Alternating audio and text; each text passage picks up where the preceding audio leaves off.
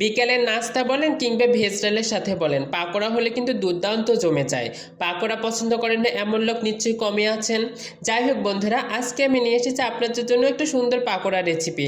আশা করি আপনাদের কাছে অনেক ভালো লাগবে।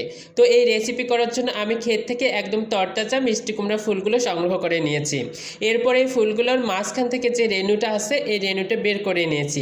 দেন আমি একটা বাটার তৈরি করে নিয়েছি, যেটাতে আমি দিয়েছি 1 কাপ পরিমাণ বেসন, সেম মেজারমেন্টের চালের গুঁড়া, দিয়েছি হলুদ গুঁড়া, মরিচ গুঁড়া, আদা বাটা, দিয়েছি লবণ, দিয়েছি জিরা গুঁড়া, দিয়েছি আস্ত জিরা, সাথে দিয়েছি একটু বেকিং সোডা। এটা কেন দিয়েছি বলুন তো? এটা দিলে একটু ওই পাকোড়াটা ফুলকো ফুলকো হবে। দেন বাটারটা সুন্দর মতো রেডি করে রেখে অপর দিকে মিষ্টি কুমড়োগুলো ধুয়ে নিয়েছি। এরপর একটা কড়াইয়ে তেল গরম করে নিয়েছি এবং তাতে ওই মিষ্টি কুমড়া বাটারে চুবাইয়ে ভেজে নিয়েছি।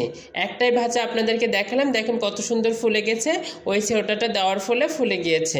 আশা করি আপনাদের কাছে অনেক ভালো লেগেছে।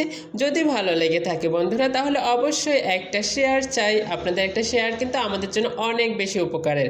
আজকে এ পর্যন্তই। Thank you so much. Tata and take care.